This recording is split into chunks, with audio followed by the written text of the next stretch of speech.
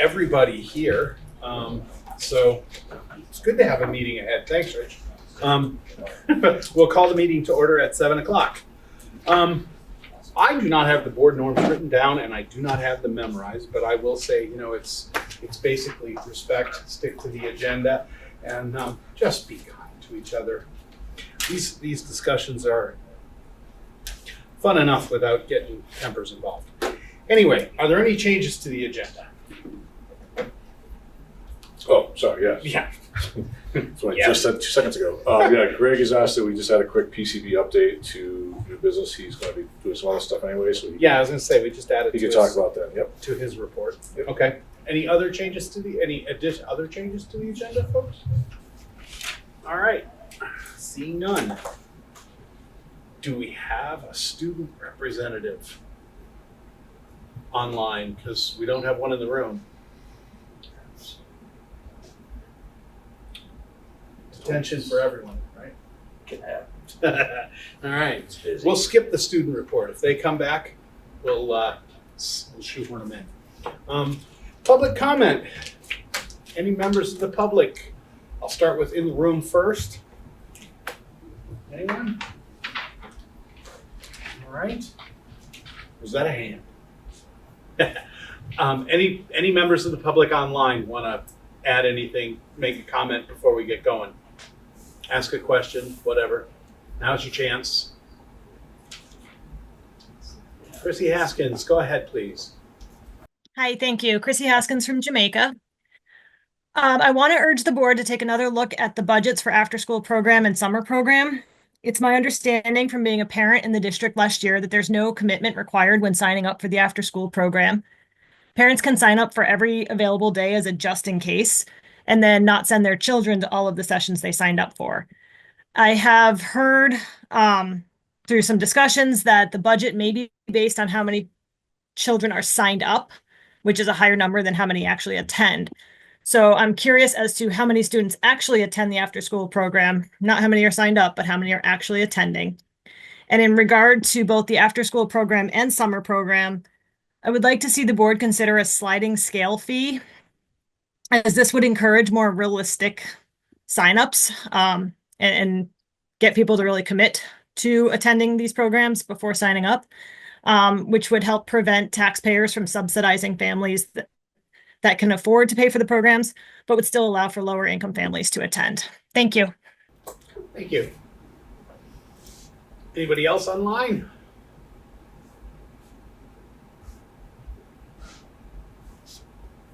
I don't see any hands. If I'm missing you, just unmute and yell at me. Okay, that was your only chance to unmute and yell at me. Okay. Old business, the final look at the FY26 budget. We have, we need to approve it tonight to get it warned in time to get it voted on. So tonight's the night. Without having an additional special meeting, yes. Oh, you mean we're not at the deadline? Well, we're close. We're dancing. We're dancing. All right. I thought we were at the deadline. Sorry. Well, let's pretend we are. Get this done. Okay, so we have looked at the after-school program. What, can I speak to it, Jamie? Yeah, I was going to say, Heidi, you want to walk us through this? That Sure. would be Jamie beautiful. and I met Thank and you. spoke a couple times. Have looked. He's really trying to meet the request of the board to keep it under 300,000. We looked at a couple ways to cut it, and we've got it down to 292,395. That does go with what we discussed with 4 days a week, less weeks in the summertime, but still meeting what we feel are the needs of the students in the school district. You will notice that his salary looks like a 20% increase, but there was some changes. He usually gets a stipend in the summertime rather than on top of his. Well, there were other people that did the work Okay. in the summer stipend stuff, Okay. and so those were basically merged into his job description. So in essence, that he picked up the money that was being paid someone else to do the same thing.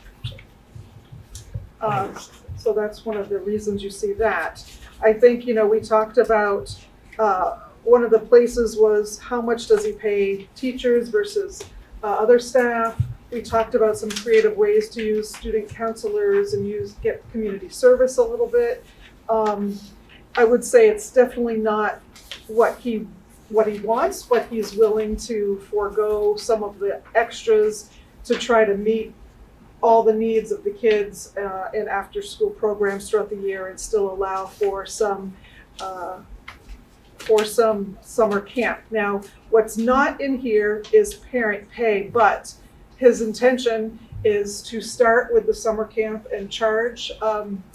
It's great that Chrissy mentioned a sliding scale because we've talked about that. We're continuing talks about how to make it fair and still get in funding. Jamie has applied for a federal grant.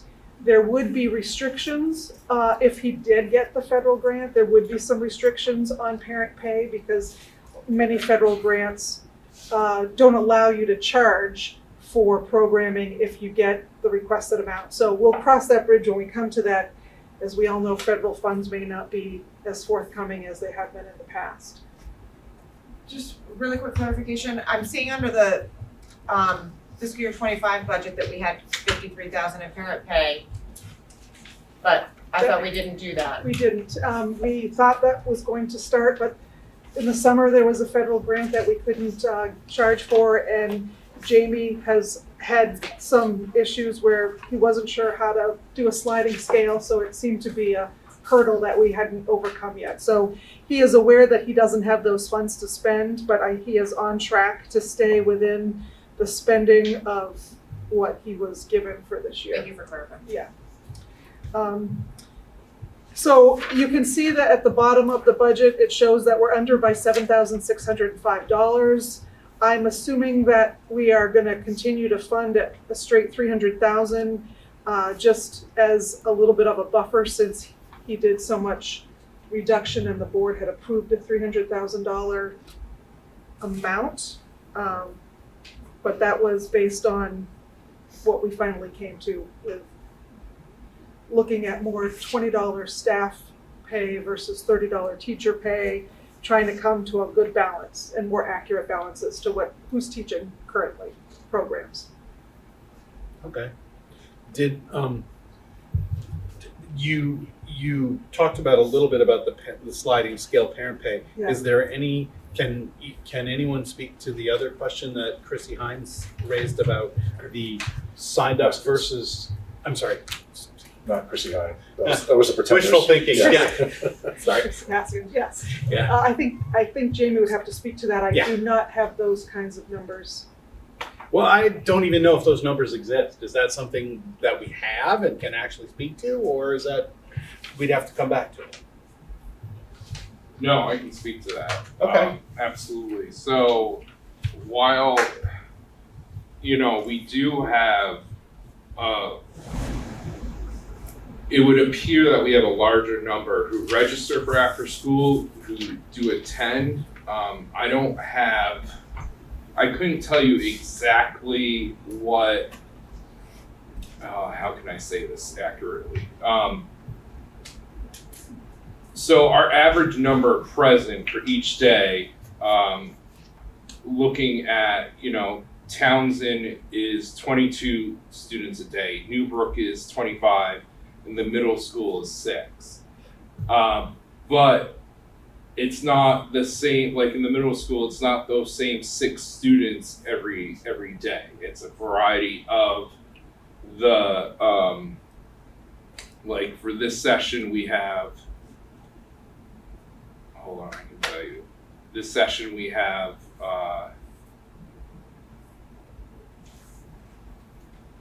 22 middle schoolers signed up. So because there's different options each day, it's different students showing up. So our average right now is 6, but that's because some days are less than others. The amount of students that are expected are less than others. But that doesn't mean that only 6 students are making use of the program. We have a full 22 students making use of the program. They're just not coming each day. But are they signed up to come each day? I think No. that's the question. No, they're not. So that's the thing. So I'm looking at, like Tuesdays, we have 17 students who, are signed up. Wednesdays, it drops down to 9 because the programs change. Right. So the comparison between what's actually signed up on any given day versus what actually shows up on any given day Yeah. isn't really available, but it is a shifting number because the averages Yes. Okay. Yeah, that's what I'm trying to get at. Thank you. Do you have the number for the average in the elementary school, the average that come per day versus the number total Yeah. that are signed up or whatever? Yeah, so our average, like I said, for Newbrook right now is 25. And we have 52 who are signed up, but that's not Right. 52 every day. The Right. numbers are different each day. And Townsend is 22 average, where we have 40 who are signed up. But again, numbers that are expected each day are different. Thanks. Anybody else have questions on that? Okay. And that and the grant list here was requested at the last meeting, which is why we're doing this as a sub-presentation of the budget. Was that the board had asked to list the grants that had been received in the past, what we've had applied for now, and which ones we've been shot down for. I think Emily asked for that part of it, and then somebody else asked, whether Drew asked for the budget of the actual program, which is why we have this. So Gotcha. there wasn't necessarily any action as part of the bigger budget, but we just wanted to share it out as people had asked about it. Can I speak to that just Absolutely. I did ask for that, and I'm really grateful to get that chart, and it does help put things into context and the challenges. I know there may be many more additional challenges coming down the road, but these grants are not readily available all the time, and I just want to say I'm fully in support of after school and summer as much as we can afford. Thanks, Emily. All right.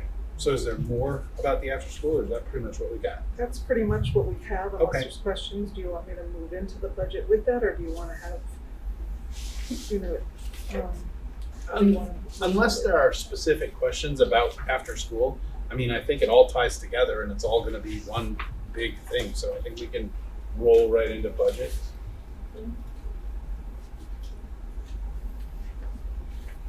Yeah. Okay. Nobody's objecting. So in your packets that were sent last week, I put together sort of a narrative because I don't know if anybody else was getting confused about all the changes that we had been talking about at each meeting, but I wanted to, at least from my memory, put it together and show you kind of where we started and where we ended up. Mine's color coded, but That's this one, right? yes. And the reason there's some gray is because in the second version of the budget, we took some things out, but then we put them back in the third budget. So does anybody need more? It was in your packet, wasn't it? Yes, it's this one. People are still looking around for it, so. Single page, landscape. Thank you. Okay. Yep. There's just a lot of papers today. There is, there's lots of pieces. So again, the gray is items that we took out in the second version, but then we put back in the third version, so it kind of weights each other out. So I kind of was, by graying them out, taking them out of the equation so that we could sort of get down to the nitty gritty. So at the bottom, you'll see that the total reductions after the three versions is 634,110.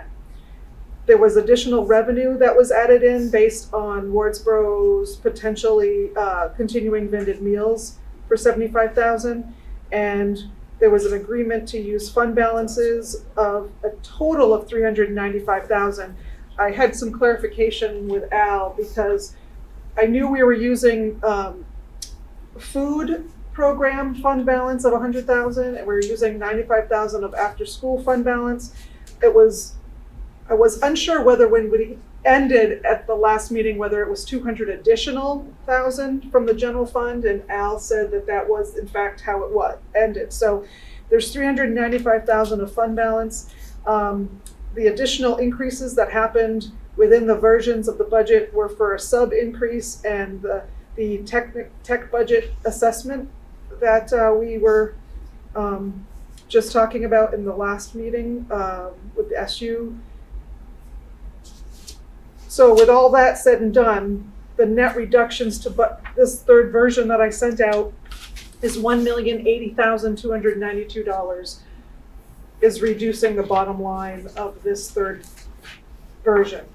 Now, this leads me into the additional handouts that I put out that deal with taxes, just because I want to explain why you're seeing something a little bit different. The tax department, since our last meeting, it's probably 2 weeks ago, the tax department sent out their final forms of the tax calculations. And so because West River has an A and a B, the A being the elementary schools that attend in West River, and the B being the high school that includes Wyndham students, we have to separate those out for the tax department. And because there is a threshold that has been put in place this year, it gets a little more complicated because I have to break down expenses, and which Lori always did, break down expenses and the revenue that comes in, but she didn't present it this way because there was no threshold and it was combined in the end anyways for our warning. Because there's a threshold, it has to be separated, and that's how the AOE is doing it. So this more complicated tax calculation, I ended up using the entire $395,000 fund balance. So you'll see on the first page, there's a version 1, which doesn't say version. Version 2 has version 2 at the top. Otherwise, it's just West River, WRED. And you'll see the top shows the statewide adjustment of 72% at the top. And then it goes into the actual student counts. So you can see your elementary students are more than your secondary students, and it gives you the total number at 436.37. It shows, again, what we see the yield at is 8,553, at least for now. It goes into a little bit of some of the state information of the income yield, the homestead base rate, the state income rate. It gives you the non-residential rate, which is 1.791, and it gives the threshold. So after that, you'll see the common level of appraisals for each of the towns that we had looked at earlier, and that's after the statewide adjustment of 72%. Then there's the long-term weighted ADM. So it's taking below, you'll see the breakdown of the student count to elementary long-term weighted is 411.39, and the student count for the high school WRED-B secondary is 429.16, which gives you the 840.55 for the full long-term weighted ADM. So then I go into the elementary level piece, and the state tells me based on our numbers how to differentiate between how much is the percentage for West River A and West River B. It literally is just about 50% this year. It does go down and say it further down, but it's 49.99 and 50.01. So using the 49.99, I take the entire amount of the expenditure budget and I separated it, which gives you $7,408,789 for the elementary portion of the expenses.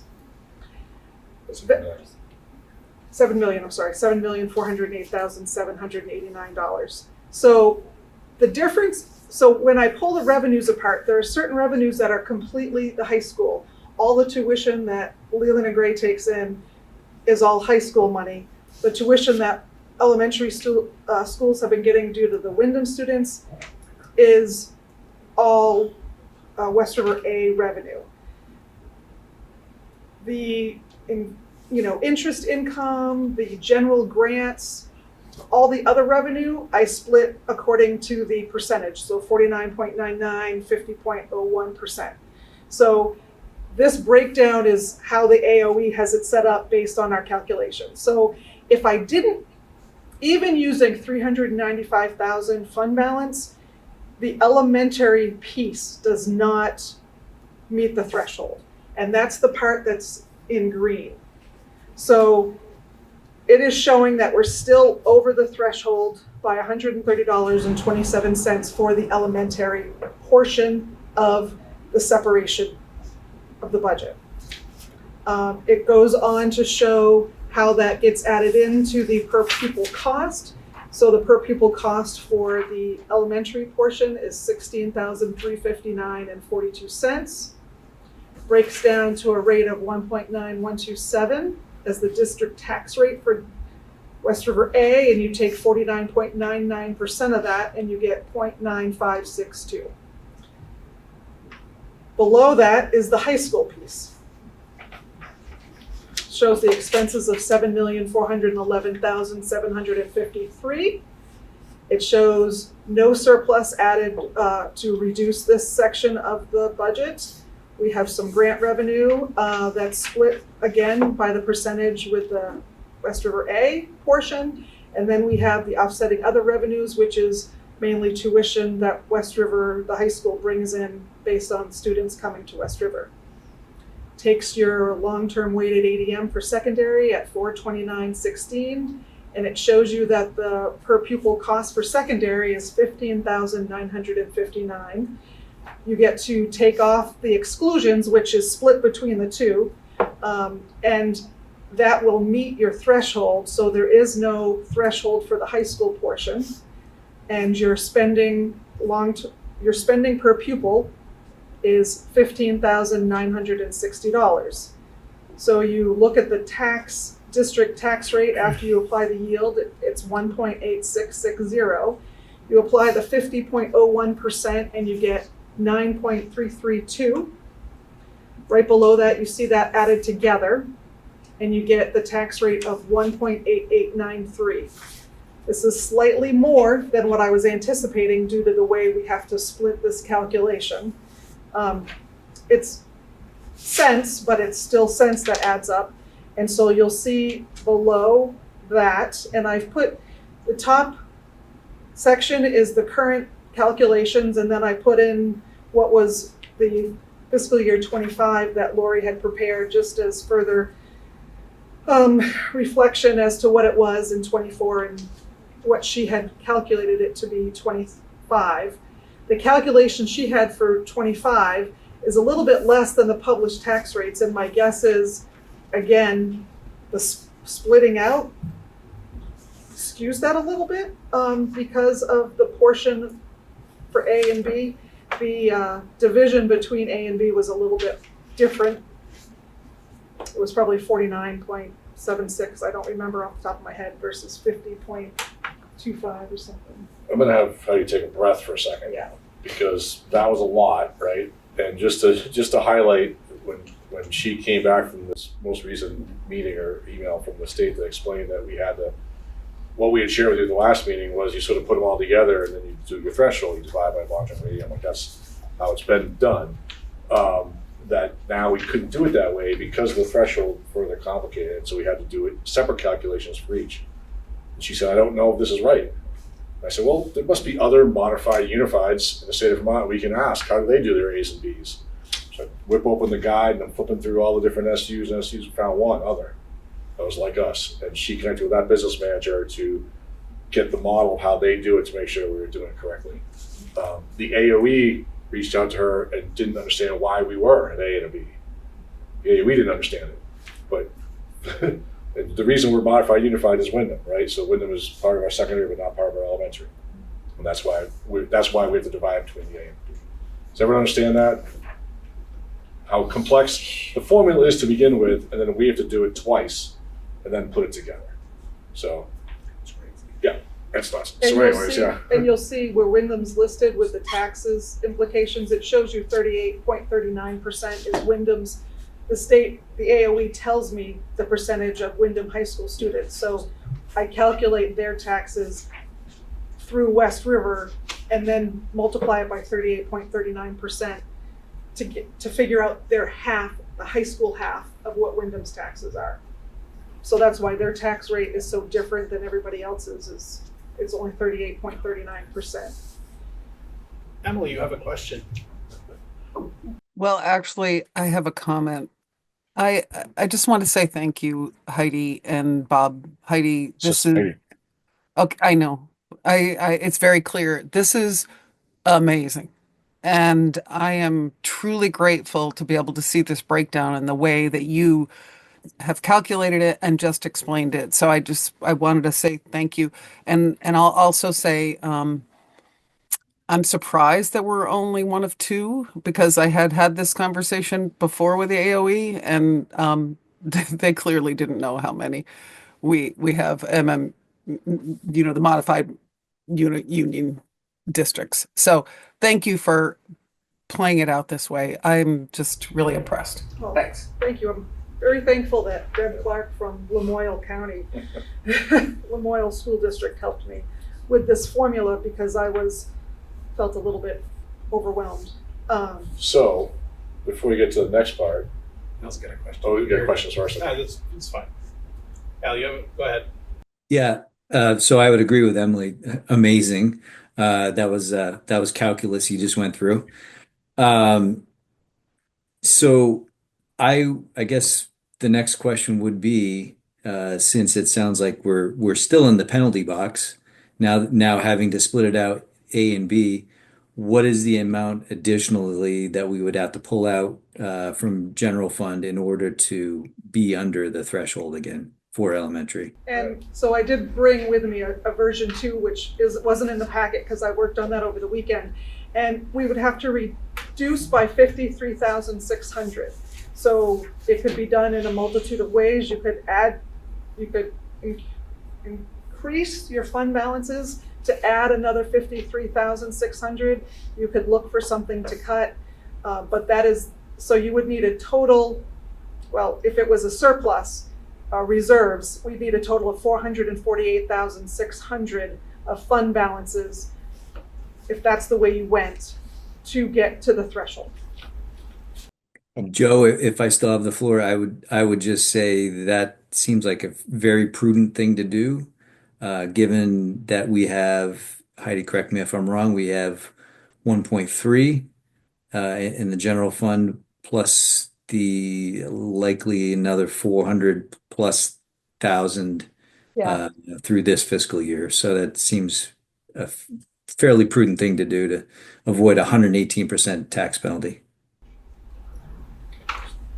So that was a good segue actually, because that's where I was going to go next. That she did prepare this version 2 with using a $53,600 fund balance additionally from general fund.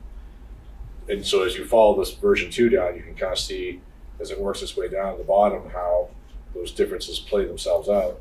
So, for example, Brookline with a 9% reduction becomes a 9.73% reduction. Jamaica from a 7.19 increase to a 6.32 increase, and so on and so forth.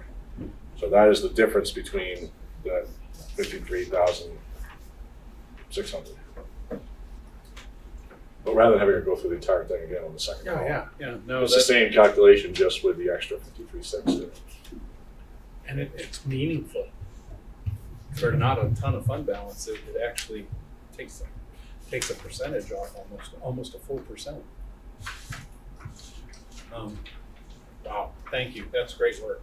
I think it gives us the information we need to actually make decisions.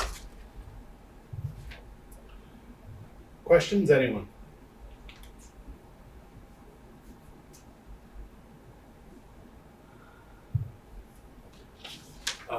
More conversations about what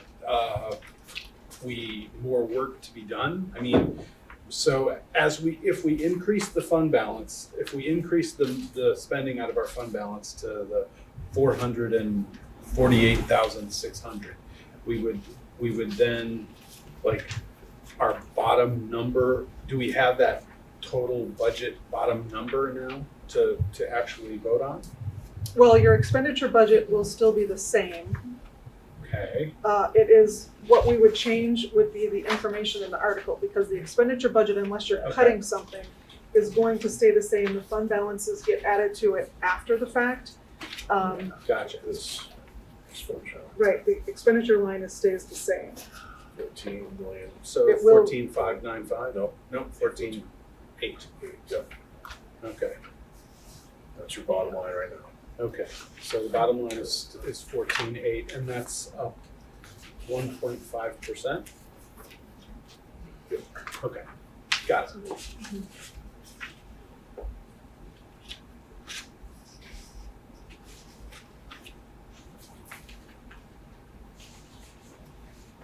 Does that take into account the changes from the West River, or the WCSU assessment? It does, because I had done that in anticipation, so Okay. it has changed, Okay. yes. That's listed on this Right. as well. It's actually an MTSS budget assessment. Yep. So much paper.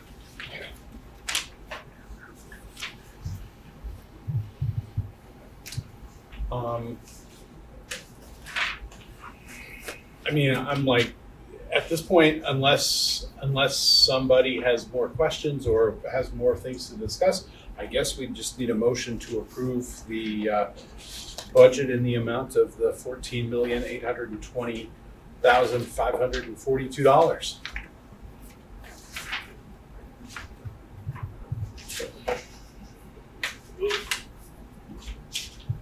I kind of wanted to give it to Al, but I think he just said so moved, but he's really quiet.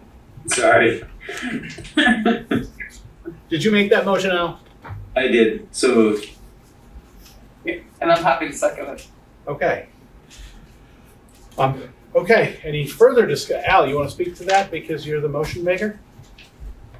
Sure. Yeah, if you can hear me. First of all, I just want to say what a great and thoughtful process this has been.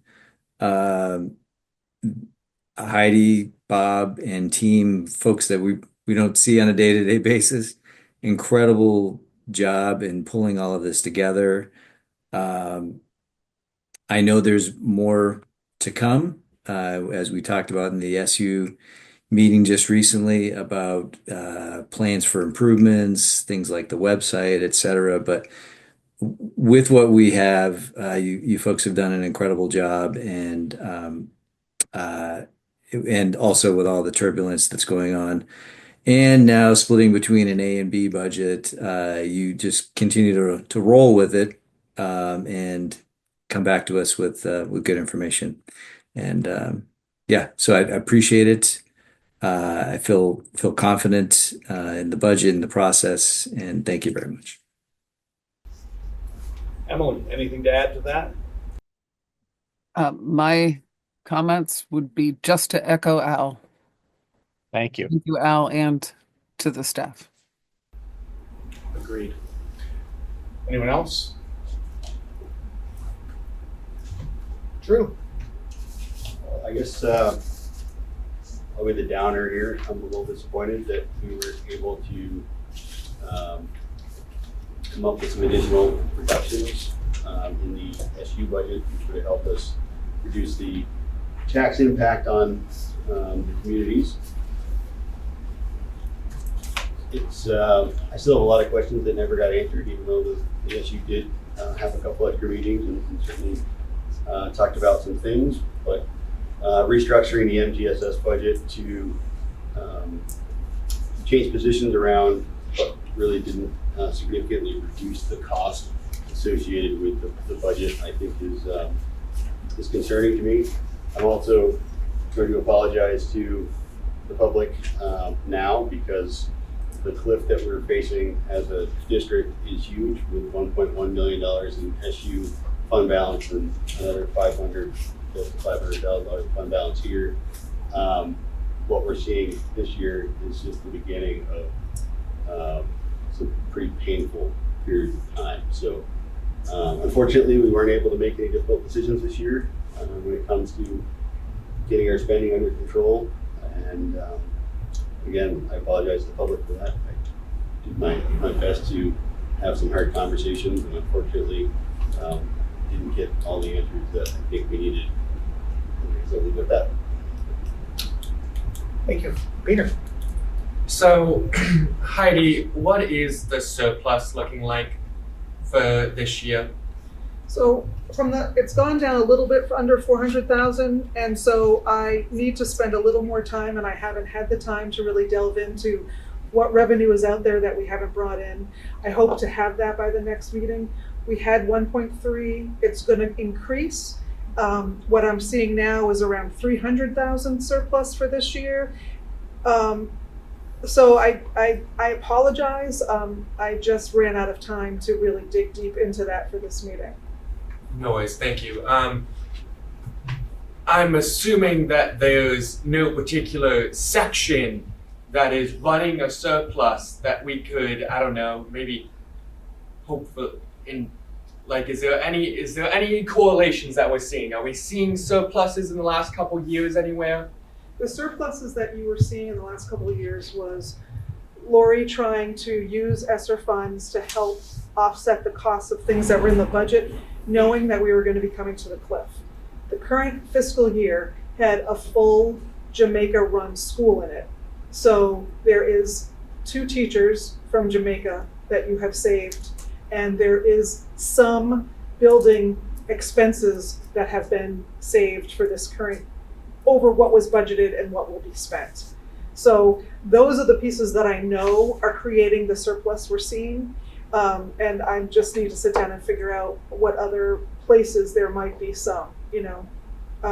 We did give the 2 elementary school, you know, principals some extra paras for the rest of the year. So that has been eating away at it now based on the last run. But that's what I can tell you so far. Okay.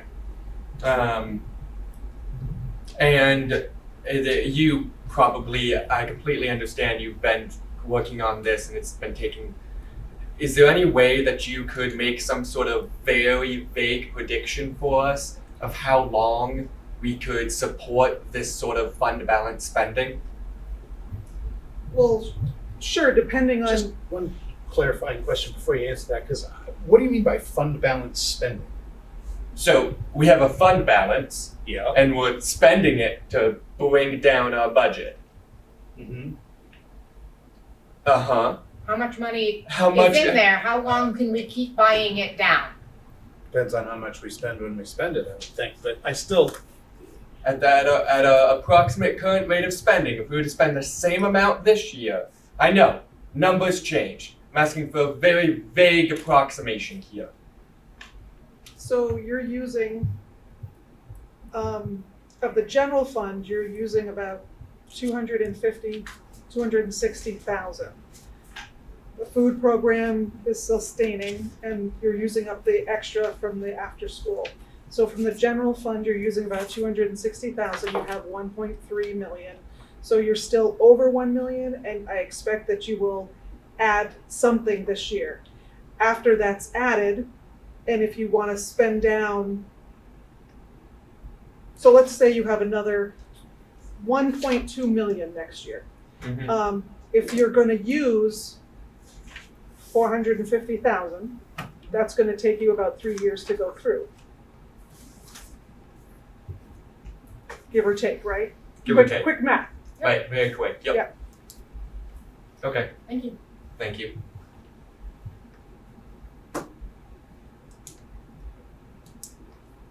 any more discussion? Emily?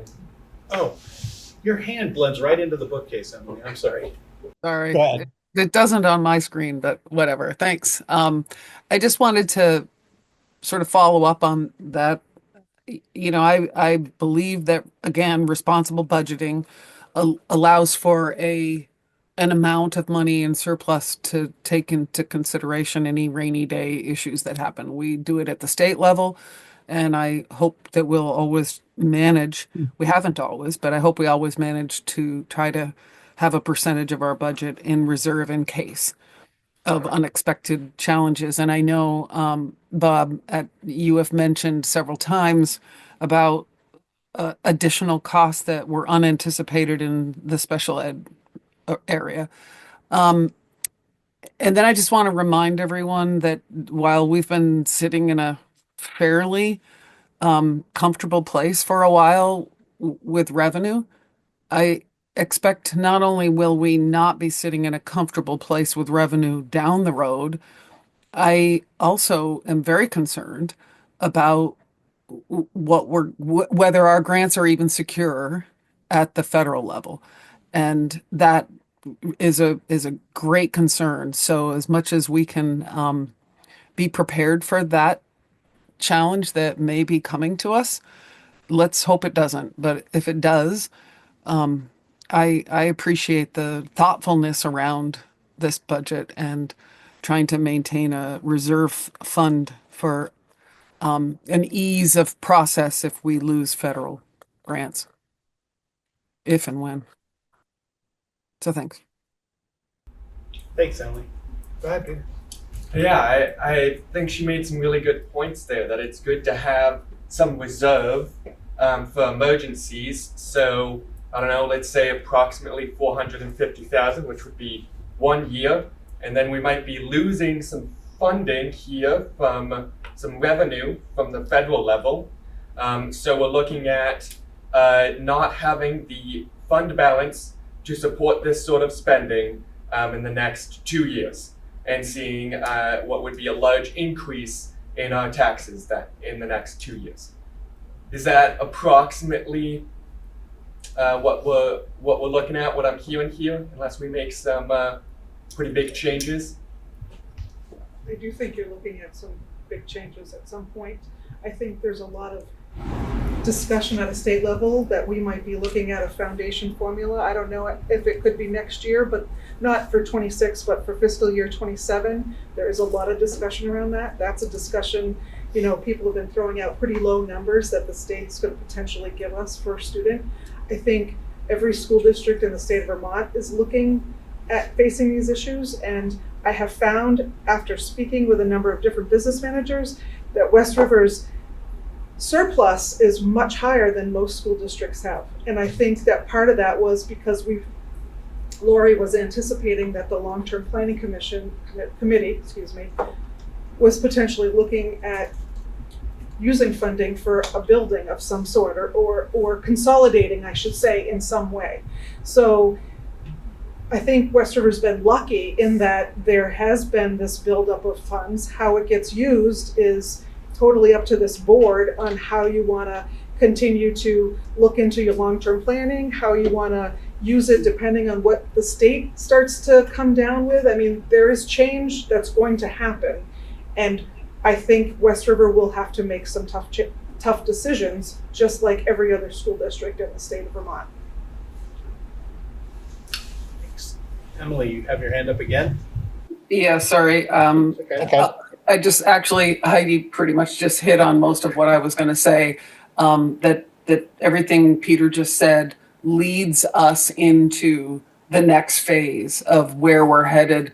And I can't tell you where we're headed because it's a great unknown, but there are definitely changes on the horizon for how we deliver education and how we pay for it in the state of Vermont.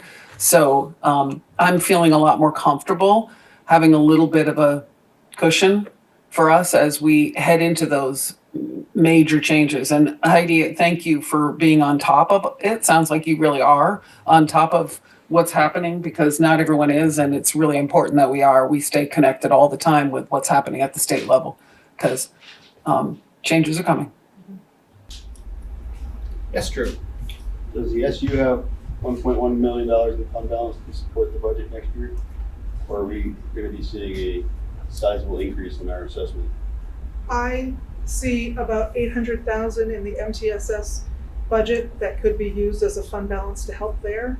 The general fund has what we were just talking about. We're using $100,000, so you're probably looking at around $300,000 as a fund balance at the superintendent, the general fund, with the super's budget. That's what is there to help for another year.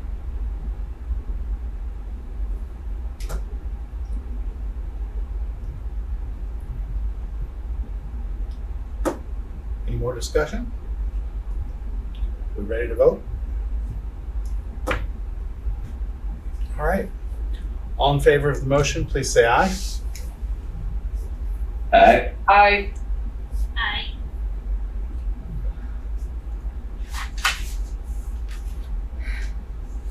Okay, all opposed? Nay? Nay. okay, Abstentions? I'll abstain. I came in late, so I missed most of the discussion. Okay. So I've got 3 ayes, 4 nays, and an abstention. I don't have a match. Okay, so Al and Emily were ayes, Kate was an aye, Paul was an aye. Leanne abstained. Oh, Sarah was an aye. Okay, Leanne abstained, and then there were 4 nays. Okay. Motion carries 5-4. Can we actually roll call that? Sure. Emily, I, Al, Aye. Sarah, Aye. Kate, Dana. Nay. Nay. You sure? Yeah. Dana. Lindsay, nay. Peter, Nay. Drew, Nay. Paul, Aye. Leanne, Still abstaining. still abstaining. Okay, that still makes it 5-4 with an abstention. And I am not creating a tie, so I'm not breaking. It passes 5-4. Yes, sir. I'm just curious from the 4 that voted against it, what is it that you're looking to see? I can talk for a second. I think that we are continually digging ourselves a hole. What we are doing isn't working. It still isn't working. We have kicked the can, we're buying it down, we're making it better for a minute. We have not fixed any problems. We keep saying, well, the state's gonna do something that's going to change things and we don't know what that is. And that's true that we don't know what's gonna happen to us, but we're not helping ourselves either with what we have. And maybe if the state comes out with something, we're gonna have to change anyway, but we know that what we're doing isn't sustainable, isn't working. And I don't like that we don't have a better hold on what we need. So let me just push back. So what is it that we need? What would make this sustainable in your opinion, that you would vote yes to support budget? Well, that we don't have to buy it down every year. So you want to have a budget without using any fund balance. I don't wanna have to artificially buy it down. So do you have a target in mind for tax rates when you say that? Because you don't have to buy it down. You could just vote the budget in and not use fund balance and put it out there. I'm not saying the system's not broken, but Well, I would like to see. This is why I'm asking. Yeah, I think it is wildly unfair to say that you have a 22% increase in Jamaica if we do nothing. That's not But that's not sustainable. true anymore. That's not true anymore. But It was when we started Sure. this conversation. Yep. That's certainly, I don't have a number, I know it's not that. So I think that we need to just keep in mind that we have a lot of people that live here. It's an aging population, we know that. And we know that there's a lot of people on fixed incomes, and regardless of being fixed income or not, people that every dollar really matters. And the more we don't fix the problem, the harder it is for taxpayers to pay, and the fewer people that live here, and the harder it gets for us to solve the problem. so I just want, and I'm honestly not trying to be difficult, but I really Yeah. want to pinpoint the problem, because we have a 1.5% increase in expenditures, Yeah. which is pretty low given Yeah. all the expensive increases in negotiations and healthcare and everything else that goes along with this. Yeah. There's been programs, the staffing positions have been reduced. The SU budget's been reopened and reduced. And I'm just trying to figure out, you haven't given me a dollar amount.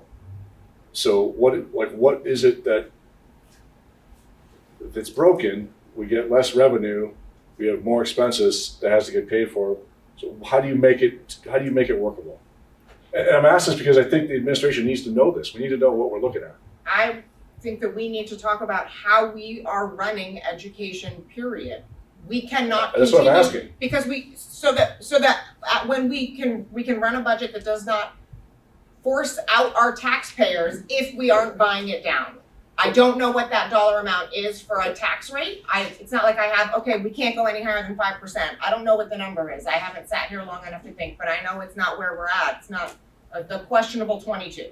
So the reason I asked the question is that our goal here isn't to adopt a budget tonight. Our goal is to pass a budget in March, Yes. right? That's the Yeah. goal we should have. That's the goal all of us should have collectively. Yes. That our goal is to be able to make sure that our schools are adequately funded to provide education for our kids, right? That's what we're required to do. My question is, what does that look like?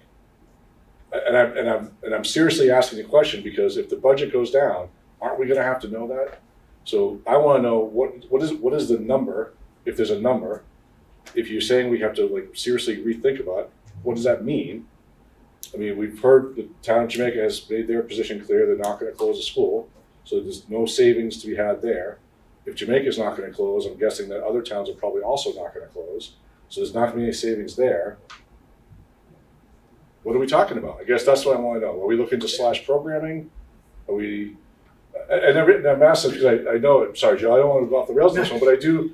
If we can't pass the budget in March, and we don't learn anything from the experience, what's the point, right? So that's what I'm trying to find out. What is it? What would make it so that you guys would vote yes? To reduce our budget without reducing programming. Yeah. Great. Well, I mean, how do you do that? How do you do Remove that? admin. Money tree. Huh? Remove admin. Have no admin. No, not remove all the admin, but consolidate so that everybody's doing more. That would feel good. I would Not to the admin, probably, but probably sure. not to the admin, but to the taxpayers. Sure. Okay. That's what I did. There you go. Peter, you got a comment? Just adding on to the discussion here. I think that there could be a reduction in staff possibly at the Leland and Gray site. Not going to be easy, not going to make anyone really feel good, but to get a lower budget, I think it could be done. And the reason why I personally voted no on the budget was because, and it is not a reflection, you guys did everything that we asked you to. Yep. It is more a reflection of the board did not do a good enough job of and what things we asked you to do. So it was, I do want to make that clear that I don't want it as a reflection. Yeah. None of this It's is a personal. I reflection on- honestly just want to know the answers. That's Yeah. why I'm asking. The immediate thought that came to my mind was a reduction in staff at Leland and Gray. And that's okay with you if it meant reduces programming. It doesn't have to. So I'm just asking about if that's what you mean. We're talking about the block schedule and the ability to change the schedule to get more productivity out of staff. Like that's been an ongoing conversation. I've brought it up over the last, 10 years. And, we haven't gotten anywhere with that because of kind of the way that, things are done here. So it's not impossible. It's that we're unwilling to look at and have difficult conversations. I specifically asked this year to look at any position. And yes, I was looking comparing the SU budget because there happens to be 90 positions there that cost us a lot of money that are not essential that we could look at and putting them in some sort of ranked order so that we could have a meaningful conversation about what it costs to educate. And, we started down a little bit of that conversation within our own budget, but again, we didn't, as a board, dig in far enough to understand what we're spending our money on. I still have questions about what we're spending money on. I have positions that exist that I don't know what they do. It's very difficult for me to ask the taxpayers to pay in Jamaica another 9%. Again, we're driving people out when we don't actually know where all of our money's going and what those jobs are and whether they're absolutely critical to what we're doing. We get a blanket, yes, they're critical, but what I've not been able to get this entire process is actually what they do. And, we've had, hints of that conversation, but we haven't had that conversation. And that's why I voted against the budget. And, I think it's gonna be very difficult to tell Jamaica taxpayers that they need to vote for a 9% tax increase in their budget when 6.3 actually. 6.3. I'm sorry, I was wrong. It's like 7.9. 6.3. 6.32. Even 6.3 is, again, it's just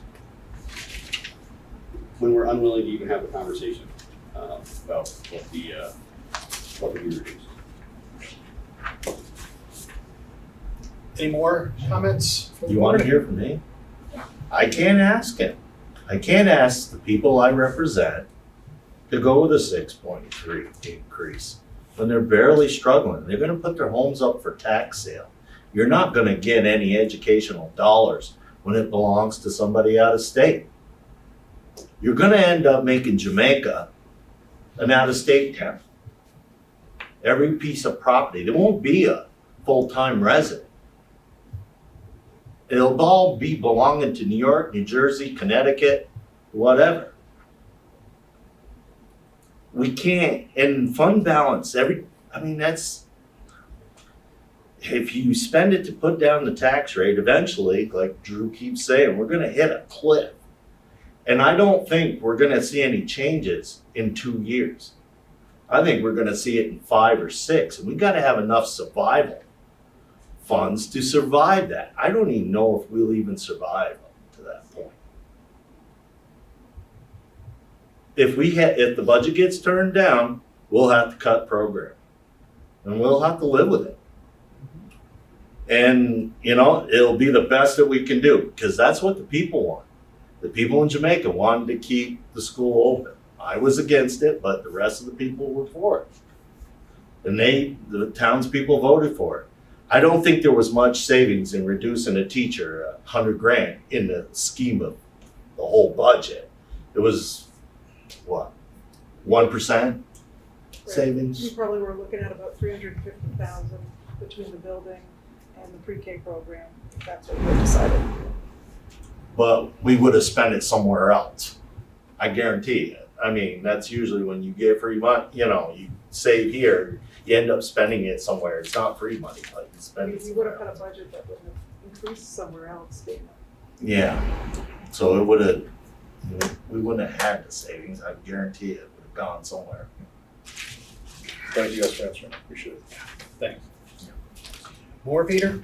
Sorry there, Joe. I can see you're getting a little impatient here. I just wanted to quickly hop on to add on to my comment. I wonder if it's possible to look at non-traditional schooling for the district. And I don't know what that means, but as we keep saying, the standard, excuse me, I'm talking right now. Actually, Joe, if you would let me finish what I'm saying. Please finish. Thank you. And that's very high. I think that it's true that what we've been doing isn't working. So let's try to brainstorm and let's try to see if there's something non-traditional that we can start moving towards, which we've slowly started doing. I'm just curious if we can start doing it more and see if we can, yes, reduce program, but maybe also change program. That's it, Joe. Sorry, what would you? No, what's non-traditional mean? How do we move to non-traditional? So Give me an example. So like the Compass School, I would call a lot of what they do non-traditional. And there are a lot of project-based learning, which we are moving towards slowly. And I wonder if more occupation and career-based, rather than focusing quite as heavily on the, do what is required by the state for academics, and then maybe find other ways. Again, I don't work in education. I just know that I have read about it. I'm sorry, I didn't prepare resources for tonight. If you would like me to, I can go out and research and see what I can find. It's just ideas. Just ideas for people to think about. Thanks. Does that give you an idea, Bob? Did we answer your question, I guess is mine. Well, there's a lot of different answers there. Yep. I heard was that Jamaica's tax rate is too high, which is not a function of the budget specifically. It's a function of Jamaica's CLA. I heard cut money without cutting programming, just get rid of some administration and then that'd be fine. I heard change how we do education. And I heard a lot of different things, but basically that there wasn't enough time to dig in. And I can't get enough straight answers. That's what I heard. And I mean, it's just all good information. It's all helpful to have. I just wanted to know if we have a vote that's that tight to adopt a budget, and I'm just gonna say, like, I don't think there's fluff in this budget. I don't think there's non-essential things happening. I think when I think about what happens in other schools that I know about, and the staffing levels that exist, we are probably understaffed in a lot of ways. And we mentioned Leland and Gray having staffing reduced there. Well, Leland and Gray, the secondary one was under the threshold. It was the elementary that was over the threshold, not the secondary. So like that's actually the opposite of what the stats tell us. And I'm not trying to poke holes and stuff. I'm just trying to say, like, what we're dealing with here is a very complex problem. We have reduced revenue. We have costs that go up just like everyone's costs go up inflationarily. And we have no economy of scale. And we can't merge buildings where we could have economy of scale. And it's not critical of Jamaica, it's just a fact, we can't do that. So our hands are tied in lots of creative ways there. My concern is that if you don't pass, the budget doesn't pass and you have to reduce programming, then what happens after that? You reduce more programming. And then more programming, like you just circle the drain. That's what happens. And that's just, I don't know that the state's gonna bail us out of that. I don't know. I don't know what they are. I think that we're gonna get less money is what we're gonna get in the funding formula. And that's gonna make it even harder. And so the state's gonna expect, the administration is gonna expect, not our administration, the state administration is gonna expect you guys to make hard decisions about whether or not you want to operate schools that can't do anything because you don't have any funding to do anything. But you can't merge because the way the articles are written, and they may not give us leeway on that. And then what? I don't want to paint too bleak of a picture, but like, I don't know that it's a function of the budget. The budget at a 1.5% increase with inflationary costs is actually a pretty good budget, in my opinion. And so, that's all I want to say. I think that you're right. I think that it's not a function of this budget. I think it's a function of how we run education. And that we may need to rethink how we schedule our teachers in classrooms, how we schedule our administrators to do different tasks, how we all work together to make things happen and find efficiencies, because we're asking our taxpayers to go out and get a second job so that they can keep their house or whatever is going on. Everybody's trying to make the best of this. Yes, it's a crappy situation that we are in, and it is of nobody's doing, but we do have to work with what we have. I would like us to have those conversations about how can we do things differently in order to build some efficiencies or make things happen in a way that we can, actually continue to run the program. Because what we're doing now, let's just be very clear, like, we can't keep doing this. We know we just said 3 years minus a year or so. 3 years if we run it off the cliff, right? If it was exactly the same. Do we think that we're gonna have changes from the state that will be helpful in 3 years or less? Seems unlikely. So we're in a pretty ridiculous position right now. And that being said, we know we're in the position to say, like, well, what should we do about it? Nothing, because it's only a 1% budget increase. That's obviously not the right answer, because we're still gonna fall off the cliff, regardless of whether it's 1% or not. That's the concern. And I guess the only thing that the administration can control is what the expenditure budget looks like from that perspective. And I mean, the board added stuff back in after stuff was taken out.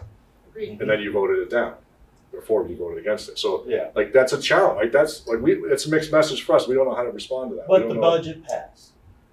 Here, yep, step one, we I adopted it. mean, two of us have to represent a town that's gonna get sick.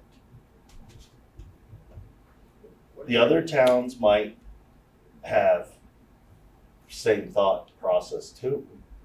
But listen, we passed a budget. It passed by one. Present it to the people, see what they do with it. I appreciate that. If they kick it back, then we'll deal with it. And I think when people talk about the hard conversations, they're doing them respectfully, that this is what they're talking about. Like, we have to have these in a way that's not personal, it's not attacking, it's not blaming towns or other towns. Like, this is a situation we're in together, and we have to collectively come together for our kids to solve it, or someone will solve it for us, and we're not sure that any of us are gonna like that. So, Probably, pretty sure we won't like so it. thank you for indulging me, Joe, apologies, but thank you for indulging me on that. I just We wanted- are in it all together. Whatever that right. happens in Jamaica will affect the other towns.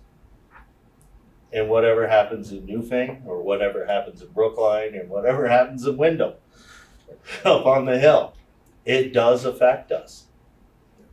So, I mean, our pain might be your pain down the road. I don't know what will bring, but. Thank you, guys.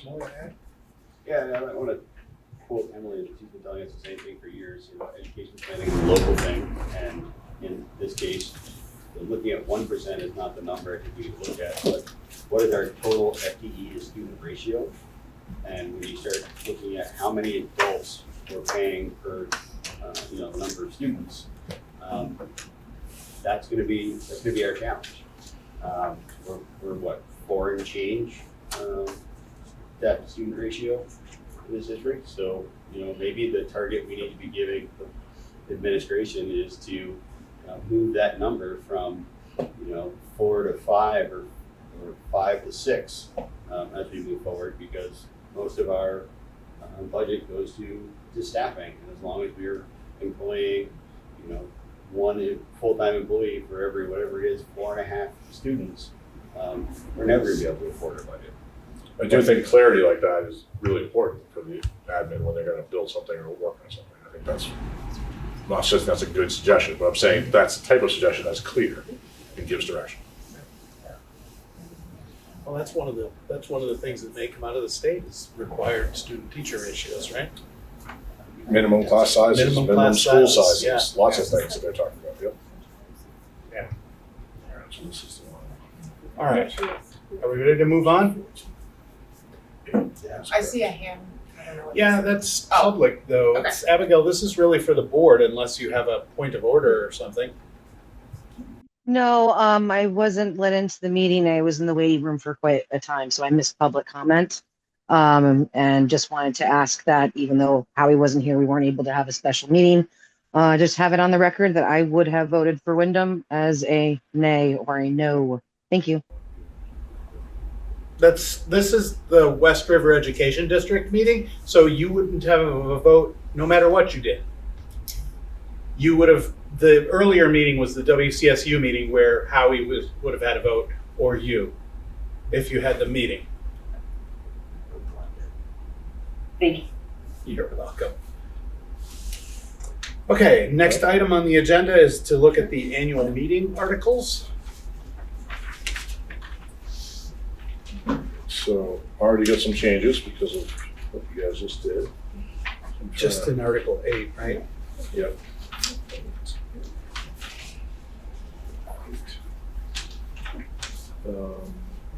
That would- Yeah, do you want to do them one by one, or do you want to do a slate? I think once we go through and make all the changes, we can just approve the warning, right? Sure. So Article 8, if you want to correct this on your paper copy with the new updated information. Shall the voters of the school district approve the school board to expend $14,820,542? There was a typo earlier, there was no 2 there. Which is the amount the school board has determined to be necessary for the ensuing fiscal year. The West River Education District estimates that this proposed budget, if approved, will result in per pupil education spending of $16,029.33, which is 2.21% lower than per pupil education spending for the current year. So the last sentence is the part that was new to the language, or renewed for the language this year. Question? Is that per actual kid, or is that per mathematically calculated Long-term child? weighted ADM, that's how Can we we, clarify that so that we're providing transparent The information? language is required by statute. Can we add something somewhere else that clarifies that? Because we're not spending $16,000 per student. We're spending significantly more than that because of the way that the weights work. so you wanna, I'm not quite sure how we would do that in the warning. You want me to use the 436.37 actual students, that's what you're saying? I'm saying that a member of the public that reads this is going to believe that we're spending $16,160 per student because that's the way it reads, It's the way the state has asked us to do it. but it's just not. I think we need to be transparent with the public on what we're spending, and the way that this article is written is very deceiving to the people that are going to be voting on it. It's following the law. So I can tell you, if you want to talk about that in the annual meeting, you could certainly describe that it's based on long-term weighted ADM when you have the informational meeting. That would help, but you don't get a lot of people to come to that, I admit. But yeah, we can't change this. This is the language required by I'm statute. not quite sure how I'd use the threshold. I'm just looking at my calculation, and the 2-pager, you would use the same information, but with student counts, but then the yield would be different because the yield deals with long-term weighted and the threshold deals with long-term weighted. So I'm not really sure how I would do that calculation. I don't know how you do the calculation either. I'm just saying that when a person that's not sitting at this table reads that, they're going to believe that we're spending $16,000 to educate a student, and that's not what we're doing. So it would be great if we could have clarification language so that they know that it is not actual. I can certainly put out how many actual students attend in West River, and you have the expenditure budget. So I guess you could look at those numbers and make some determination of 436 Well, students. I think what you're just really saying is you just want to clearly state that the per pupil is pure long-term weighted ADM pupil. That's what And you're not really actual saying. kids. 'Cause I think maybe we could put something in the annual report that would express that that per pupil for the purposes of this article means this, and have that in the annual report, but it can't be in the warning. But we could do that. We haven't written an annual report yet, you know? Could we also include it where we have the link and additional information posted on the WCSU website, and all of the, like, the budget information, everything will be there, maybe like as like part of the sort of 1-pager that usually goes along with that, or 2 or 3 or whatever, the short version of the whole budget. Maybe we can have part of that where when we say this again in our information, we can put the clarification language as well in our breakdown, our summary. I did not say that very clearly, but do you know what I mean? You're talking about a document that's in the annual report that is part of the budget process that would help explain this. Yeah. Sure, yeah. Something like that. That's what That's she's what I'm trying hearing. to That's what I'm hearing you say, Lindsay. That's what I'm saying. That's what she's trying. We can figure out how to put it in there, but I think we can try to do that somewhere. Because you can't put it in the warning. Correct. It's a legal document. Yeah. It would be great if more people came to the information meeting. And there's like a lot of noise now, but 2 years ago I was in an information budget meeting where there wasn't a single question from the public. You know, like tell people to come, folks from Jamaica, whoever, come to these meetings, like come and pay attention and discuss it and learn about it. That would would move this forward. So the only other article that there was, that it has something for you guys to decide really is Article 10, per se, unless you want to change your salaries, is the transfer from operational reserve to a capital reserve. I talked with Greg a little bit of what he thought was a reasonable number here, given that you guys took out the 150 as part of the actual budget. So you no longer have something in your local budget pushing to the capital. So last year you did 100 in addition to the money you had in your local. So I said to Greg, what makes sense to do? And I don't know if Greg is on or not, but he suggested 125. Are you still here, Greg? Because you could talk about what you were thinking of for that 125. Yep, we had a quote last year to remove the asbestos in the music room, the asbestos flooring in there. They've had some air quality issues in there. We've had to do some additional cleaning in there already this year. So that we had a quote last year in the summer for that for 40 grand. Didn't have the money for it, so we didn't pull the trigger. And we also quoted last year the cupola roof that needs to be done all the way around. We had a quote from Brattleboro Roofing at like 84,000, a quote from Walker Roofing at 78. So assuming those are right around there, give or take a little bit, we went at 125 to try to do those. I think that, given some of the issues we've had with the columns at Leland and Gray, making sure that that roof is in good shape makes sense, and continuing to get things out of the air and out of the building that are unhealthy. Seems like, it's one of the things we've been targeting at most of our sites, is targeting asbestos floors and, PCBs, areas like that of concern. So that was kind of the thought. That's all I got, Joe. Okay. Any thoughts on that? Okay. So with the changes to Article 8 to put the new numbers in, all the dates seem correct. We've checked the voting places and times. And I've asked, with the last meeting, we asked everyone to send anything to me if they saw it, if they did a good read. I heard from no board members on the changes. We did fix, I'm sorry, there was one about making sure we had the Zoom address correct, and we did change that, so that is now updated.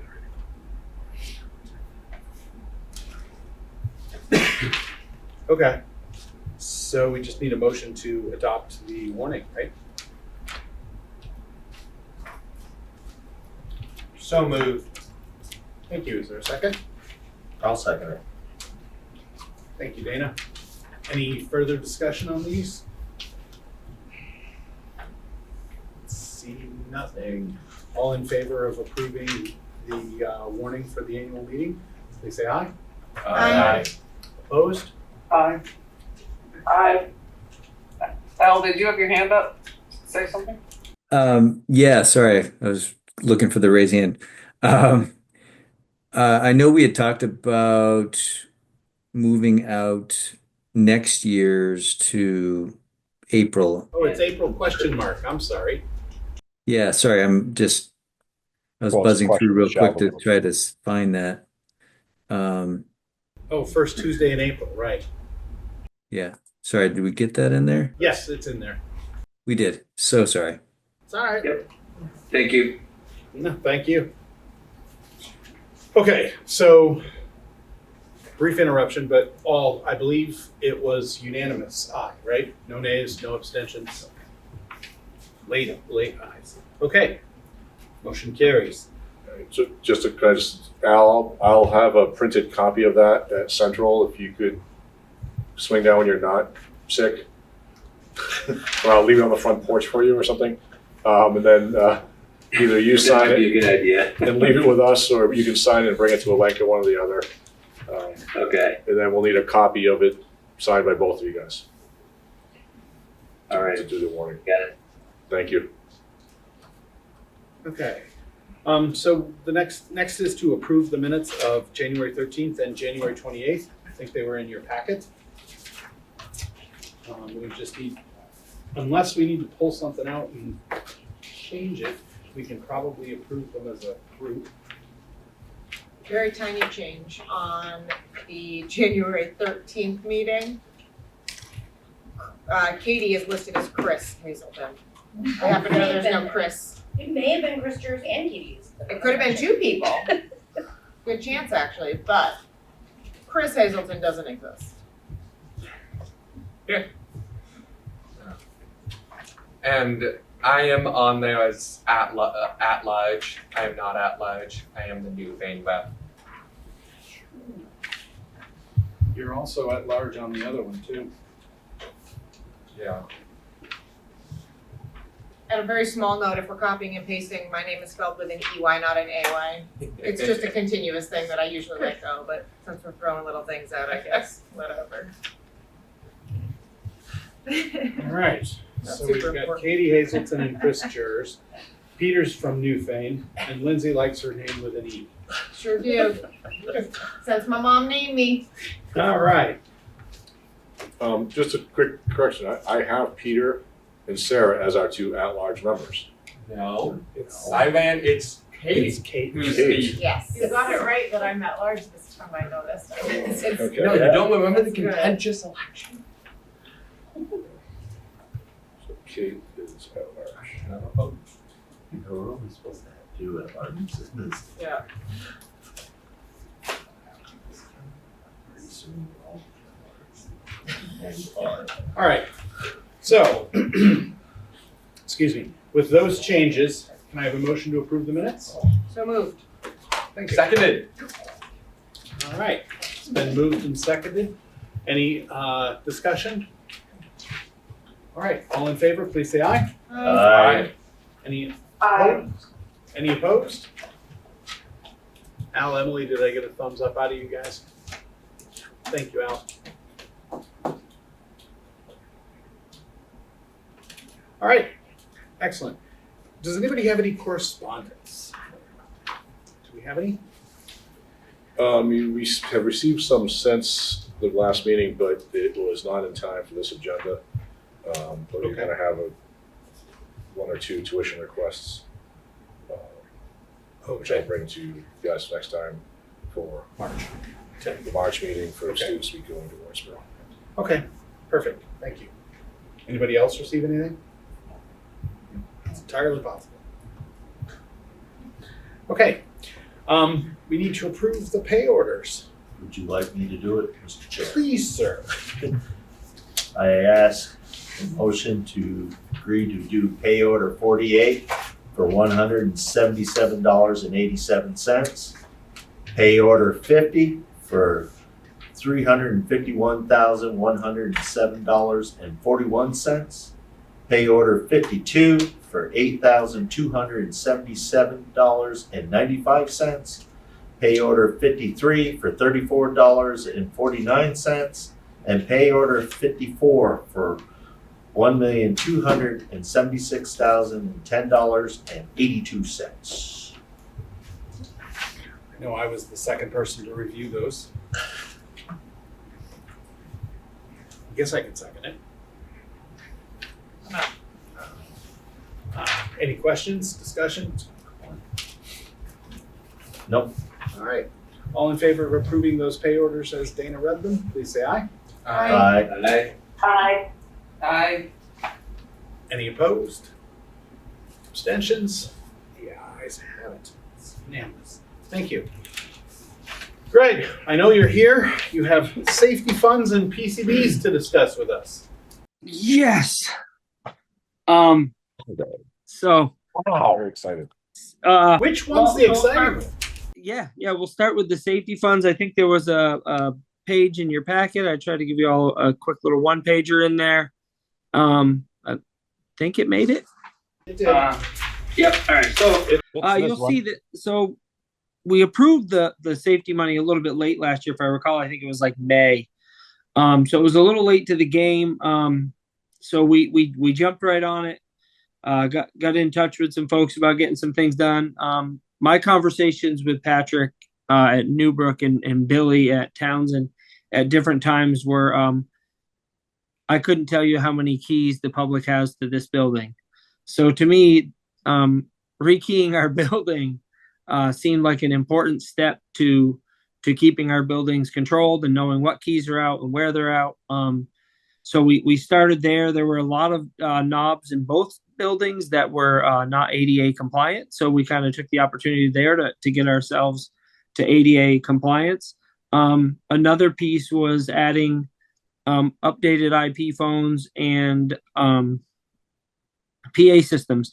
So the IP phones they save us a little bit of money in the long run on the copper lines that we were really overpaying on. they're very functional. The counselor phone, or the counselors, the nurses, the admin assistants, the principals, they all got phones that are pretty amazing. Like they have sidecars. They could take phone calls out at the front welcoming buses in, and they could still forward calls on. There's an app that they can run through their phone that would allow them to contact families through the app, and it would, and the number that would come up would be their office number and not their personal number. So I thought that was a really huge perk that just added a lot of functionality to it. And the main driver of all of it was to efficiently and effectively have everyone be able to communicate better. Our elementaries were lacking greatly in a PA system, in a functional PA system. Many times lockdowns were being called and kids were in bathrooms. We were just using radios, and my concern was, if you call a lockdown and everyone's doing radios, well, how do you ensure everyone heard it? What about kids in the bathroom? What if there's music playing by the PE teacher and there's a PE class going on? So we went through, we did all that. We added an additional badge at Towns and out back, so now the back stairwell is also badged. My computer just shut off there. And then at Leland and Gray, a big issue we had at Leland and Gray was the garage door. When folks would go out whether it was athletic directors or even other groups of kids, our grounds guy, a lot of times, even if they did close it, they wouldn't necessarily relock it. And we viewed that as a major safety issue and concern there. So we had a new door put in with, I think we had it ordered with, I think, 5 different closers for pretty much all the different vehicles and a backup, because you know how fun it is to have to get another one of those. And the emergency lights. So when we did the lighting upgrades, one thing we didn't know when we did it was that the hallways operated as hallway lights had battery packs on the top of them that allowed them to operate as the emergency lights. So we had to rectify that situation this summer when the electricians came and said, "Hey, you don't have emergency lights." And we said, "Well, yeah, we do here or there." And then the rest is on the generator. And they said, no, they're not. We actually can't leave you like this. So they went through and they added little battery packs. So if you walk out in the hallways, you'll see certain lights up there that now have a light switch in the ceiling next to them. That's their little test to be able to test it and make sure the battery is working in it. And then there's the ALICE program. The ALICE program I'm very excited about the ALICE program. It has been a much slower go than I probably would have liked. Just, when you're trying to get 5 schools to get on, or 8 schools to get on the same page, and 7. Come on, Bob. What do we got? 6, Greg. Jamaica still counts. Jamaica, Okay. Townsend, Leland and Gray. Nicole's been the rep all year. All right. 7. Don't let him short me, Joe. Either way, but it's a struggle. Like with all the different size schools we have just getting the training done. Again, when we got the money in May, I mean, nobody was interested in training in June. Nobody was willing to try to carve out time in the summer for this. And then the few days before school starts, I mean, those with our EL program, all the credit in the world to her, but Jen McCusick she's a year out on me. I'm chasing, when it comes to planning and coordinating things, she's light years ahead of me in that. And so it was hard to find time. So we did a 2-day, 8-hour-a-day training on the Monday and Tuesday of Thanksgiving break for 20 of our staff around the district that were at a really intensive training. Everyone, we got really great feedback for it. And now the last couple of meetings were really just about like what that rollout's going to be. And each of them went back with their teams and their school and their team meetings. And, the goal will be that everyone will be rolled out. This program is really great. We've got custodial trainings, food service trainings that folks can take. So it's a really expansive product, and I'm excited about it. And I think it will make people feel more empowered and hopefully a lot less afraid of some of the fears that we see in the news. So that's the quick and dirty of that. Thank you. Any questions for Greg on any of that? Drew. So, this is one of my interests with what I do for a living, school safety and school planning, we do a lot of it. Do we know when we're gonna be fully implemented? And I mean, what I'm hearing is that we're not completely implemented and that we still have work to do. That's concerning to me with what's going on in the world. So do we have a timeline as to when we're gonna have a fully functioning safety plan? Everybody's has been a little bit different, Drew. Townsend's really been aggressive with it, and they've already had some conversations with staff. Leland and Gray had staff meetings booked out until April before they were ready to do it. Again, with EL and all the other things going, I wasn't really, I've been trying to just get in gaps and just get people to commit to it. It's not like we're completely unprepared. I mean, the reality is we still have all the run, hide, fight stuff in place. So, I mean, people are still doing the drills and meeting the requirements that the state has.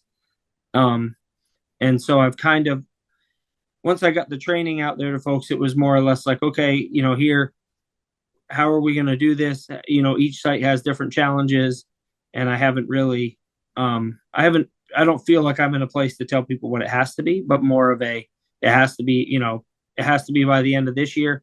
Leland and Gray's got a pretty great plan for how they're going to roll it out in the next couple of months, and then how they're going to take their time in their building on those days before school to actually run some drills.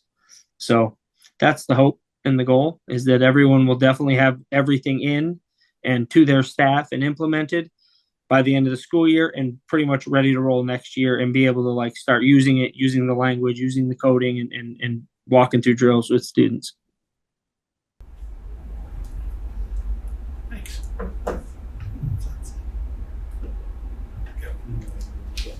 Okay, great. Any more questions? Just trying to see hands on the thing. Okay, now tell us about PCBs. All right, so I reached out about trying to get some additional testing done. So Leland and Gray, it was found in the water tank room. There's an old compressor down there that has been leaking oil on the floor, and there is caulk around the double doors that lead into that room. And before we could ever create a plan to remove, we have to do another round of sampling, and you got to test the depth to see how far it went in to know how much of the concrete or block you would have to remove to get it. So once you exceed the SAL, the school action level, once you exceed that level, the new level becomes 0. So now anything that they find that has PCBs has to be remediated. And so to do the last bit of sampling so that we could start to have, say, a remediation plan, it's about $20,000 to do. I think it was 19.7. I think I gave it to Heidi this morning, but and so I would love to do that. I think it's good to continue to move on that stuff. I have approval from Eben. Gosh, I can't think of Eben's last name, but he's the guy from Vermont DEC who's been heading this whole project up, which basically means that if/when funds become available again at the state, we would see reimbursement, but we would be kind of sticking our neck out there for now until then. So I would like to request the board the approval to have that sampling done, and then kind of where would you want to take it from? Would you like to take it from capital, surplus, or say operational surplus? It's up to you if you're interested in moving along with it. I have a thought as to where that money should come from. Well, what I was going to say about the whole thing is that the governor's proposal has money in it for remediation, continuing remediation in his budget. And it's a number that sounds big when you hear it, but when you think about the need that's out there, what I heard this morning in a VSA group was that the money wouldn't even cover the work at North Country High School, which has had a lot of problems, well documented. So that's just one building. So I would say that we should anticipate, I would go into it just being conservative, anticipate that you will not get anything from the state. I think that's the reality, that they require that we do this. The funding's not there to cover it. Yet another unfunded mandate, which kind of speaks to my earlier series of questions about all this, because it's like, what do you do? Yet there's some level of toxin in the building. It's in a space that is not inhabited by kids, but is occasionally by staff. Yeah, so that's where you're at. So whatever you agree to do, you're doing it, I would say, with the assumption that you will not get reimbursed. I think it's a safe way to go through it. So if I, Yeah. I just want to echo what Bob just said. We've been hearing testimony on this, and he is absolutely right. Won't even touch what North Country needs. There is money that the governor put in his budget, but it is nowhere near what the state needs. So I think Bob's right. We should assume we won't get it. At least not yet.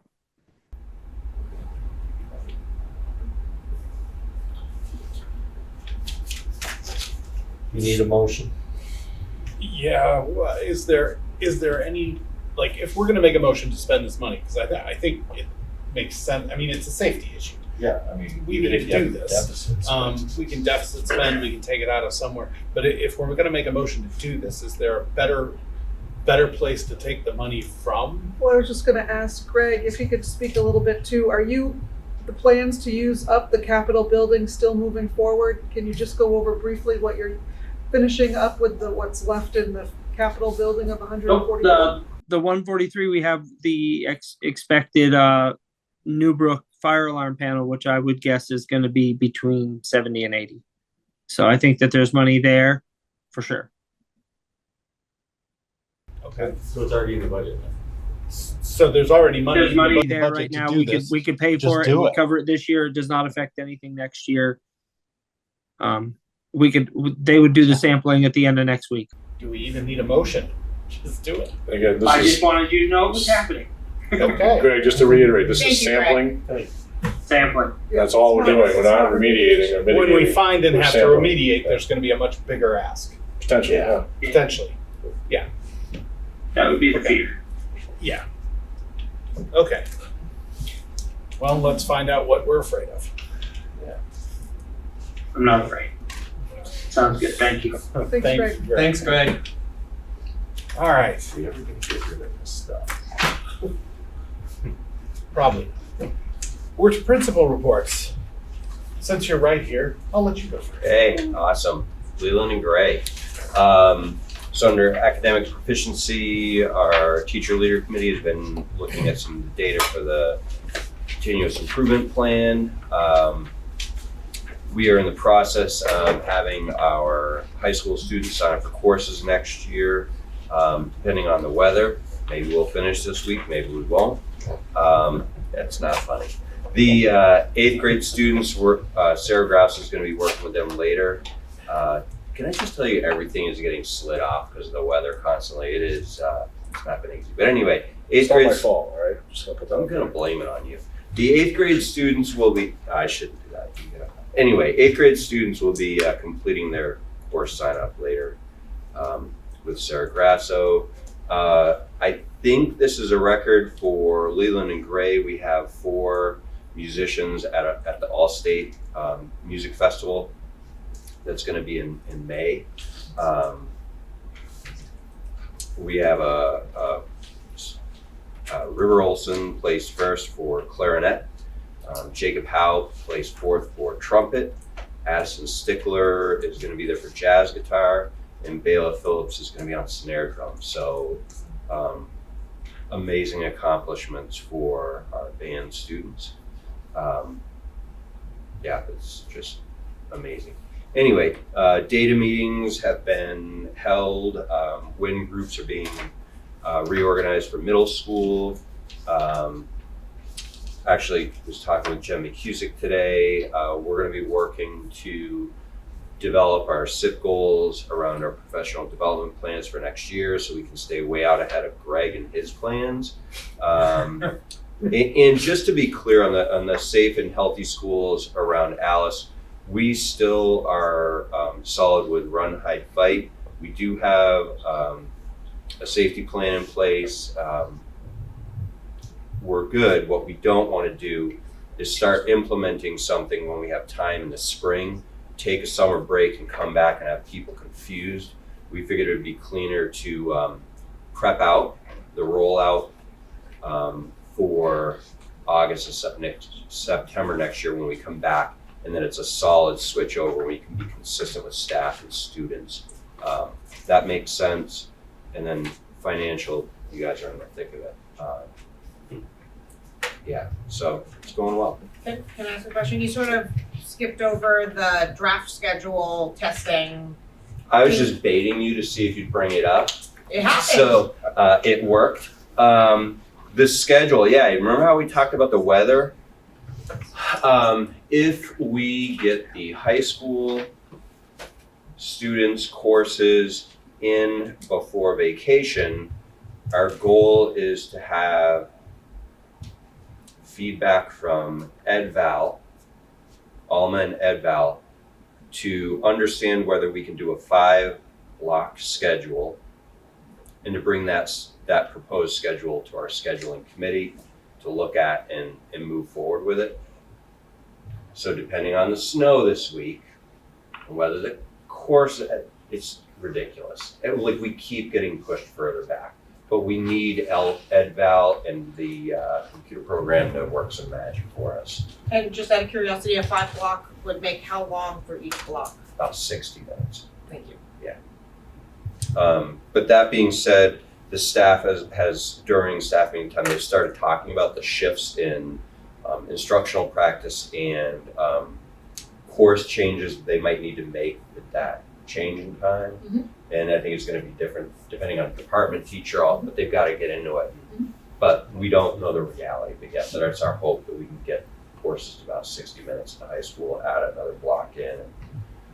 And then how does the middle school schedule fit in around that? It's not a joke. It's really challenging, but Thank you for doing the work. I'm doing very little of it, but we're hoping it works out though, honestly. Nice. Thank you. More questions? Okay. Andy, right. At Townsend Elementary School, our teachers in January conducted their benchmark assessments with students. And soon after that, we met as teams. Curriculum coordinator Renee Merluzzi, along with our AST teachers, Sheila Overman and Grin Casamasa, met with each classroom teacher with me, and we reviewed the student progress from our fall benchmark assessments. There was a lot of really great progress to be celebrated for a lot of our students, which is really nice to see. It's great to see that the system in a lot of instances really works for kids, right? We assess them in the fall, see which students are struggling. We assign them to small groups with our teachers, set goals for them, really target the instruction to suit those goals, and then we progress monitor them over the course of the semester, and then we assess them again, and we see that it actually works. So it was really impressive to see. And so a lot of students sort of graduate from those services, and we're able to set new goals and create new groups and shuffle students through and create a lot of new goals for kids, which is really good to see. So there's always, new work to be done. One of the new things that we're really looking forward to is some push-in math intervention, some restructuring of our resources to allow for some more concentrated math push-in work with our AST teachers, as well as continuing to provide our regular literacy work during our WIN blocks. We're also seeing some of the fruits of our EL education investment. We've had a lot of celebrations over the past couple of weeks, most notably on National Weather Person's Day. I'll mention it because Katie's here. On National Weather Person's Day, we had a weather expo in kindergarten, which was a lot of fun. Our junior weather persons in kindergarten had a weather expo where they got to share a lot of their learning in their weather unit, which was really wonderful. But we've been having a lot of, the timing is right for a lot of celebrations across the grade levels. So It's been really great to see what they've been experiencing in their EL units. So among those have been that the celebration in kindergarten that I mentioned. There's also been some monologue presentations in 5th grade that went along with their human rights and Esperanza Rising unit in 5th grade. 4th grade has been compiling their poetry books, which has been a great collaboration with Ms. Paw in art class and the classroom teacher in 4th grade. And 3rd grade is finishing up their unit, which has been focusing a lot on reading about learning challenges that people face around the world. And so they've written paragraphs about the learning challenges that children face in Mongolia. And now they're starting to focus on learning challenges that each of them faced or have faced in their lives. And so it's taking that focus and focusing inward on that. So it's really great to see how that work in EL education has started to take root and bear fruit across the school.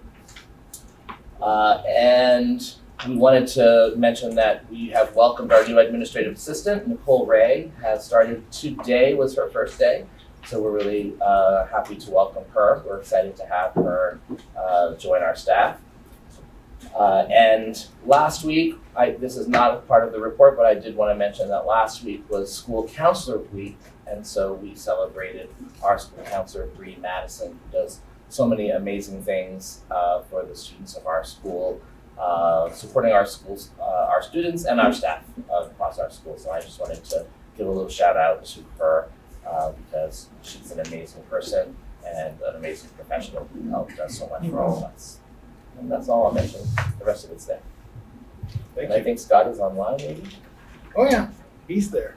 I had a quick question on what's the focus of the Teacher in Service Day?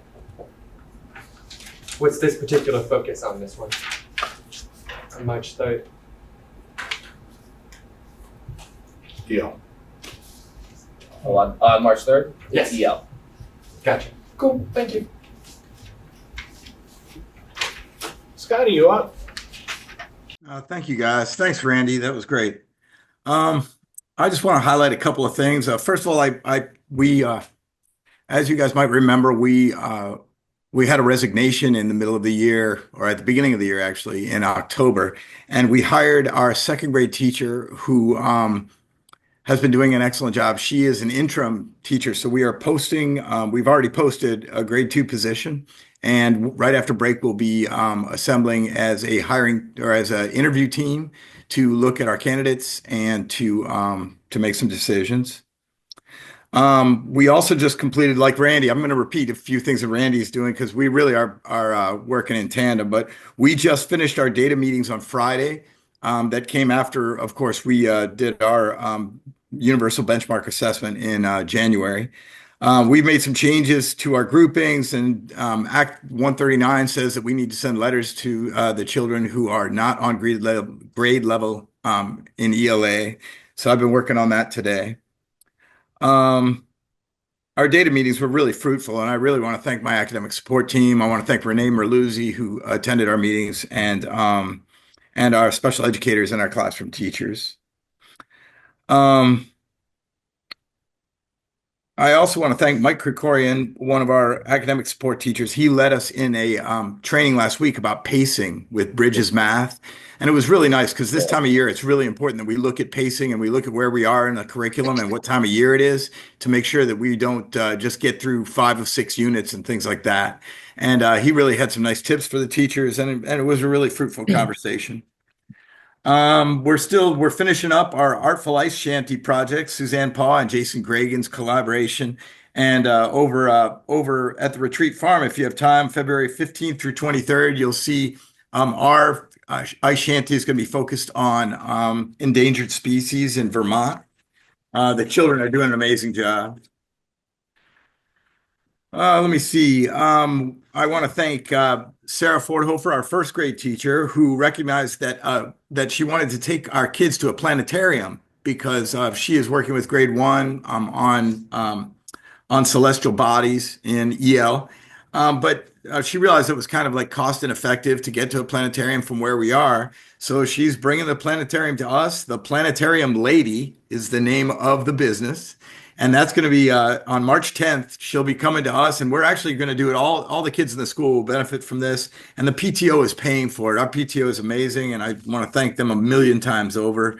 It will be a really great and very memorable experience for our students. Today, I also like Randy. We're seeing a lot of celebrations around EL, and today I attended the grade 2 celebration. Miss Tasia Gallipo, had her students. They had completed their personal walkthrough of what it'd be like to be a paleontologist, and each one presented, and then they sang a song that they wrote about paleontology and about how fossils are formed. And we're going to, I brought my guitar, we're going to perform that at our next all school sing. It's very simple, just G and A minor. I can even do it. Today was the 100th day of school in our building and probably in a few of the West River buildings. And we had a door decorating contest, which was all the rage today. And it was really fun. I put pictures, if you want to look at our Facebook page, I put pictures of some of the creative things that the kids did. Grade K and Suzanne Paw, our art teacher, tied. So they had a big, they don't get to duke it out at the end, but it was a big deal. And finally, my PAC made a recommendation, and we're following through. And this Thursday morning, which is in 2 days, if you're counting, we're doing an open house for families who traditionally maybe homeschool or private school their children. And I'm going to take them on a tour with some PTO members and with a current homeschool parent, I believe, who she actually reached out to me today and asked if I'd like her help, and I would. She's going to come and talk about her experience, what it's like to do just a couple of hours a day at the school. But what we thought is that this is the time of year when people start thinking about maybe what they're doing with their kids next year. And we're really proud of what happens in the West River Education District, and we want to bring them in and show them, what we do and see if maybe we could get a couple of extra students for next year. Yeah, again, I mean, the weather has been tricky. We've had 2 late starts and an early release and a snow day. So I want to thank Bob for doing that early morning work. And we're doing, we're making use of the time that we have. So far, it's only cost us a day. So we're doing pretty good, I think. Thank you very much. Thanks, Scotty. Any questions for Scotty? All right, thank you. Bob, you get the last word. I'm tired, Joe. Just to give everyone, you got my academy report and the super newsletter, which I'm very excited about how that's playing out. And Sue Haskins is doing a great job with that publication and promoting staff and different things from around the SU, which is kind of cool. So check that out if you haven't. Just to give you a little idea of what I've been up to, I'm trying to stay on top of all the stuff in the state. I'm part of now will be a regular every 2-week meeting with local Windham County legislators, including Emily, to sort of, with other regional superintendents to they can get information from us, we can get information from them, and just kind of talk about what's happening legislatively. And that's been really helpful. We had our second one today. The VSA is meeting, doing drop-in Zooms on every week to do a legislative update, because obviously there's a lot happening. So I've been able to listen in on those as well and contribute a little bit to that conversation.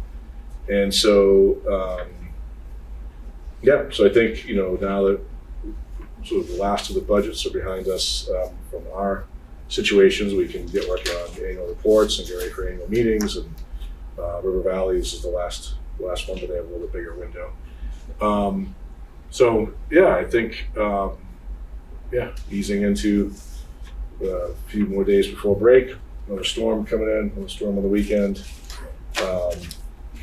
Even when the roads seem fine, Greg still calls me at 5:30 to tell me there's accidents, and roads are blocked. So contributes to my looking the way I look. I look like I'm 70. You gotta block him on the phone. I got blocked on my phone. Well, unfortunately, he's my lifeline to what's happening on the road. So no, it's been a great partnership there. But yeah, so I think some things might be winding down. Other things are going to ramp up. Obviously, the SU board approved the reorganization, so I'm going to get a job posted tomorrow and try to get that filled as soon as I can. And yeah, so I mean, as hard as it has been, I mean, really both my 2 years so far, there's been lots of stuff that's new, because everything's new when you're doing it for the first time.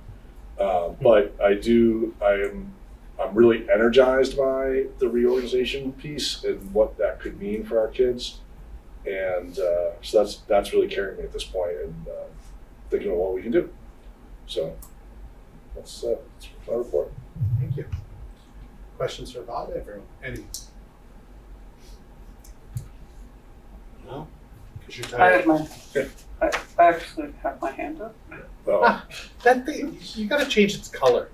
I'm sorry. I thought yellow on my hand. screen it looks fine. So I just wanted to say a couple things very quickly, because I really need to get off here just like everybody else. But first of all, Bob, you don't look 70. Just saying that. As much as you might feel it, as we all do tonight. I just wanted to say thank you. I've said it earlier at the earlier meeting to the staff, and I mean that from right at Bob's position all the way down to our custodians who work so hard and everyone else. Because this has been really tough, and it will continue to be tough.